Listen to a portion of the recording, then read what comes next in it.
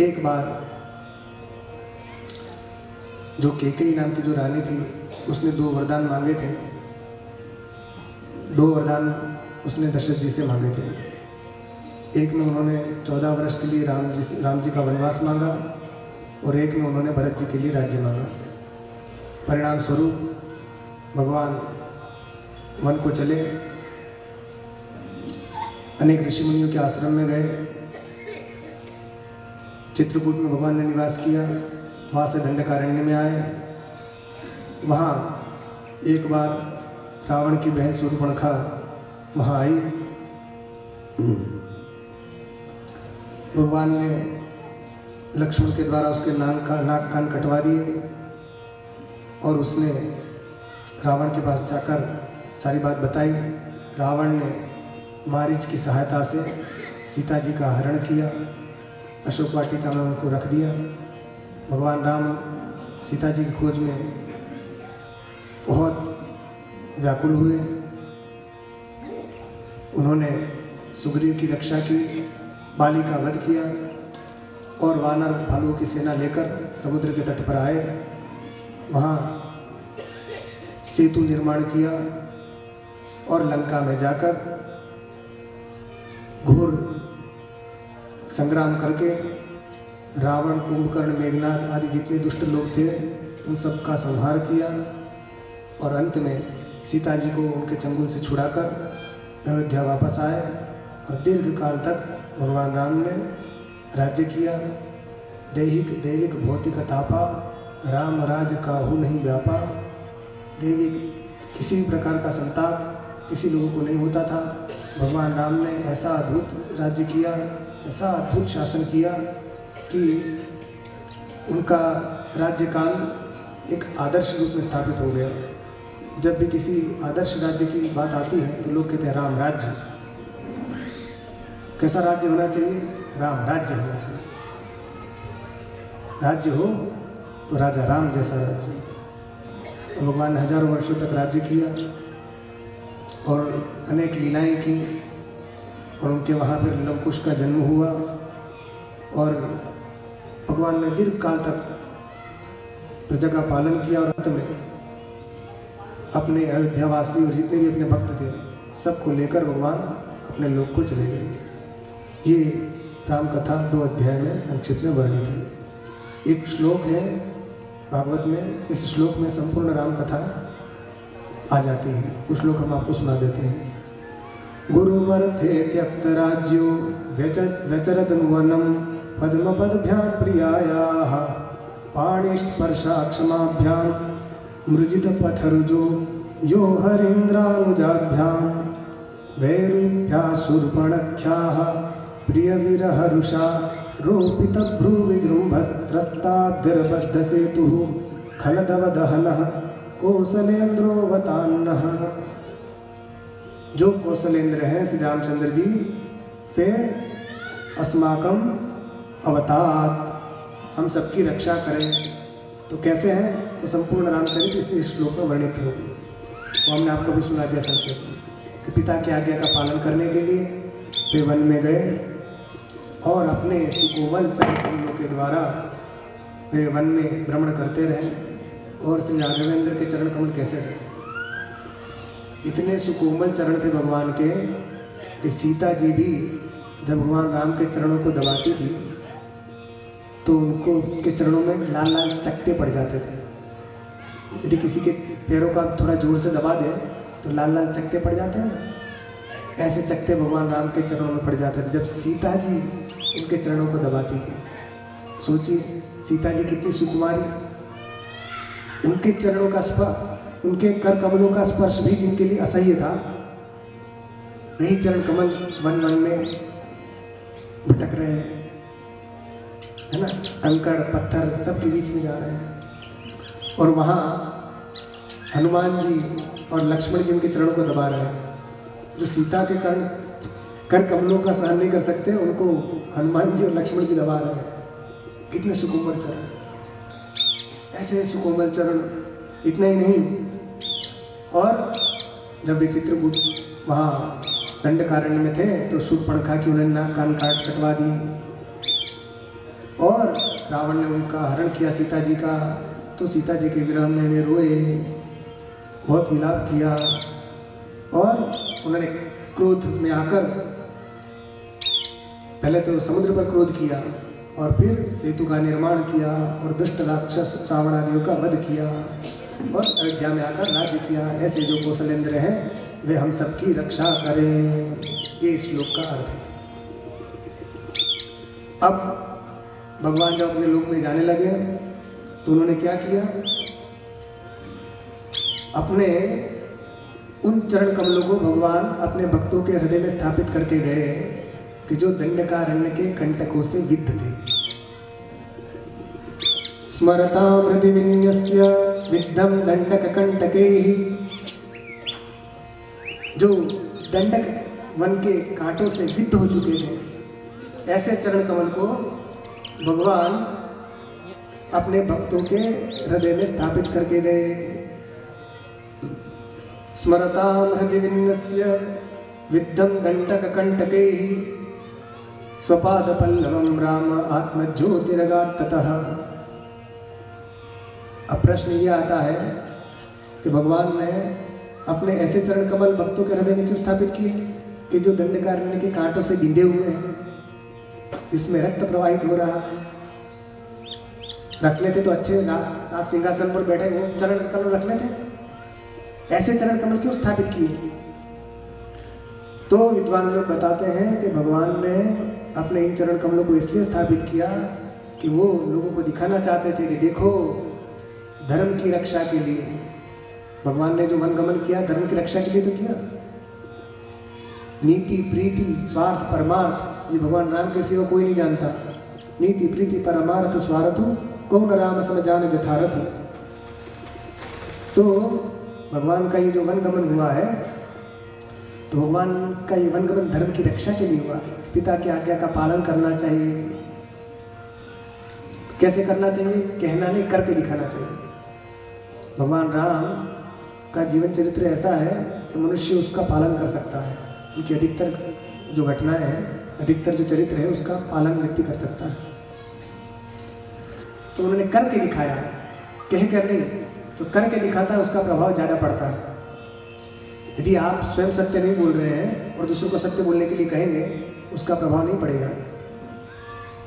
यदि आप स्वयं व्यसनी हैं तो दूसरे को निर्व्यसनी नहीं कर सकते।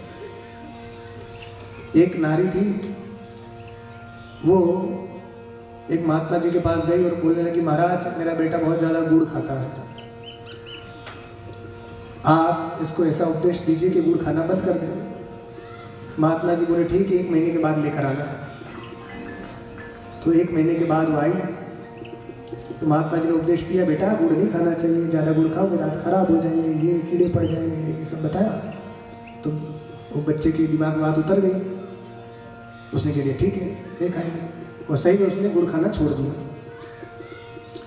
अब उसकी माँ फिर से महात्मा के पास गई और बोली, महाराज आपने ये उपदेश 1 महीने पहले क्यों नहीं दे दिया? आप पहले जब मैं आपके पास आई थी उसी समय आप बोल देते कि बेटा गुड़ मत खाओ, तो आपको छोड़ देता। आपने उस समय क्यों नहीं कहा? तो महात्मा बोले कि ऐसा है देवी, बात यह है कि उस समय मैं भी खुद गुड़ खाता था,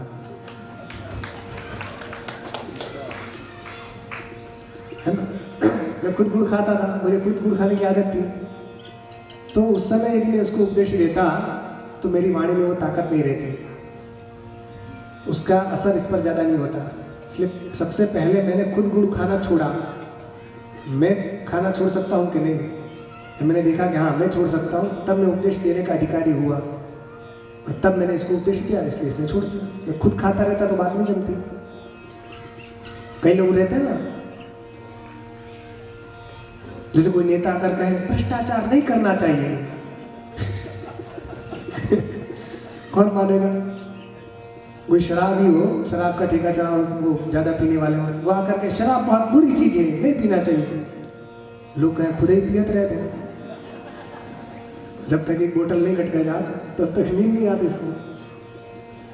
तो ऐसे व्यक्ति बात कौन मानेगा? खुद तंबाकू खा रहे हैं और दूसरों को मना कर रहे हैं। तम्बाकू मत खाओ, तो कौन मानेगा? पहले खुद आचरण करके दिखाओ, है ना? वरना फिर वही कथा के भट्टा अलग और घर के भट्टा अलग, है ना? ऐसी स्थिति होती है। दूसरे के लिए तो वैसा और अपने लिए ऐसा, ऐसा नहीं। पहले खुद पालन करो। भगवान राम ने करके दिखाया, कह के नहीं दिखाया। सत्य के लिए उन्होंने सब कुछ छोड़ दिया। अप्यहं जीवितुम जहियाम त्वां वा सीते स लक्ष्मणाम न तु प्रतिज्ञा संसृत्य ब्राह्मणेभ्यो विशेषतः। हे सीते, मैं तुम्हारे सहित लक्ष्मण का त्याग कर सकता हूँ और अपने प्राणों का भी त्याग कर सकता हूँ, किंतु मैंने जो प्रतिज्ञा की है मैं उसका त्याग नहीं कर सकता। ये राम जी बोल रहे हैं। इसलिए राम जी की 3 चीज बड़ी प्रसिद्ध है, वो कभी झूठी नहीं होती, अर्थात अमोघ। एक तो है राम जी का बाण, राम बाण। आज भी यदि कोई औषधि देनी हो तो डॉक्टर लोग बोलते हैं ना, ये तो राम बाण औषधि की है। राम बाण औषधि का मतलब जैसे राम का बाण अचूक है, ऐसी औषधि भी निश्चित रूप से इसको रोग को ठीक करेगी। तो राम बाण औषधि का, अरे राम बाण इलाज है, राम बाण इलाज कहते हैं ना, अचूक। जिमि अमोघ रघुपति के बाना, एही भांति चले हनुमाना। हनुमान जी जब लंका में चले तो तुलसीदास जी क्या बोले कि जैसे राम बाण है अचूक अमोघ, ऐसे हनुमान जी चले। जिमि अमोघ रघुपति के बाना, अमोघ। और दूसरा भगवान राम का वचन, ये अमोघ है। एक बार जब बोल दिया फिर ब्रह्मा जी भी आकर उसको नहीं बदल सकते। पत्थर की लकीर। कहते हैं द्विशरम नाभिसंधत्ते द्विस्थापयति नाश्रितान् द्विर्ददाति चार्थिभ्यो रामो द्विर्नाभिभाषते। राम जी ने एक बार बाण नदी निकाल लिया तो फिर वो अपने लक्ष्य को वेद कर ही वापस आता है। द्विशरम नाभिसंधत्ते, दोबारा बाण नहीं चलाते। एक के लिए संकल्प कर लिया तो उससे वो काम तमाम। और दान भी कैसे हैं? एक बार जिसको दान दे दिया तो उसको इतना दे देते थे कि उसको दोबारा मांगने की जरूरत नहीं पड़ती थी। जिर ददाति न चार्थिभ्य अर्थिभ्य जिर न ददाति। एक बार कोई मांगने आया तो उसको इतना अमीर बना देते थे कि उसको किसी की और के सामने हाथ फैलाने की जरूरत नहीं पड़ती थी। और द्विशरम नाभिसंधत्ते जिर ददाति न चार्थिभ्यो और रामो द्विर्नाभिभाषते। और एक बार राम जी ने जो बोल दिया वो बोल दिया, दोबारा बोलने की जरूरत नहीं। राम का वचन। और द्विस्थापित नाश्रितान्, एक बार राम जी ने जिसको स्थापित कर दिया फिर दोबारा उसको स्थापित नहीं करते थे, मतलब वो हमेशा हमेशा के लिए स्थापित हो गया। ऐसे भगवान राम। हाँ, हम बता रहे 3 चीजें। तो एक तो हो गया राम का बाण, दूसरा राम का वचन, और तीसरा राम का एक पत्नी व्रत धर्म।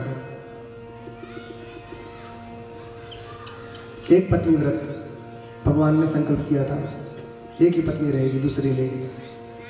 तो जीवन में सीता के सिवा उन्होंने मन से भी कभी किसी को नहीं चाहा। तो ऐसे भगवान राम, उनकी लीला का वर्णन करने जाए तो जीवन समाप्त हो जाए, फिर भी उनकी लीला का हम 1% भी बखान नहीं कर सकते। कहा गया सही स्पृष्टो विदिष्टो वा संविष्टो नुगतो विवा कौशलास्ते यो स्थानम यत्र गच्छन्ति योगिनः।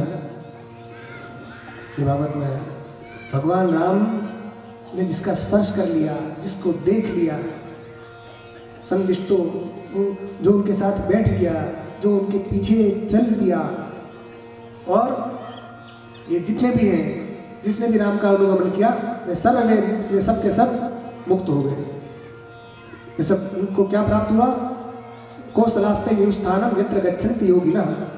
जहाँ बड़े बड़े योगियों को जो स्थान मिलता है वो स्थान उनको मिल गया। जिसने भी राम का स्मरण किया, उनका दर्शन किया, उनका स्पर्श प्राप्त किया, उनके पास बैठे, उनका अनुगमन किया।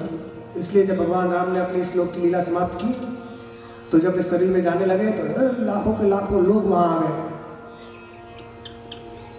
ये घोषणा हो गई कि जो भी राम के साथ चलेगा वो सब का सब राम के साथ जाएगा। तो जितने भी अयोध्या में जितने भी नर नारियों की बात छोड़िए, जितने भी पशु थे तिर्यक योनि में थे, सब के सब राम का अनुगमन करने लग गए। भगवान की कृपा से सबको हाथ पैर आ गए, सबको पैर आ गए, झाड़ों को भी पैर आ गए, वो भी चलने लगे। नोच्छशक्तदेवोध्यायाम सुसूक्ष्म भी दृश्यते, एक सूक्ष्म से सूक्ष्म प्राणी भी जो श्वास लेता हो ऐसा अयोध्या में नहीं बचा। नोच्छशक्तदेवोध्यायाम सुसूक्ष्म भी दृश्यते तिर्यक योनि गताश्चैव सर्वे राम मनुव्रताः। तिर्यक योनि में थे सब के सब राम जी के सब ने राम जी का अनुगमन किया और सब के सब मुक्त हो गए।